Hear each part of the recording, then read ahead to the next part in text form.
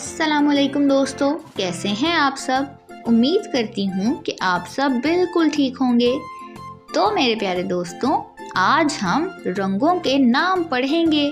तो चलिए शुरू करते हैं। नारंगी, जामनी, हरा, लाल, काला, पीला, गुलाबी, नीला और सफेद। क्या आपको मालूम है, मेरी गुड़िया के गाल गुलाबी हैं।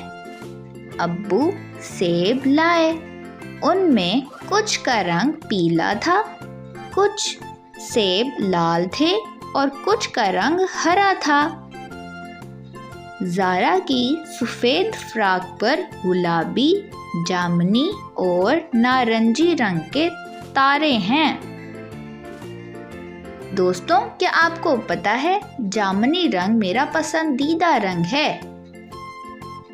उम्मीद है आपको रंगों के नाम पढ़ के बहुत मज़ा आया होगा। अपना बहुत सा ख्याल रखिएगा। तब तक के लिए खुदा हाफिज।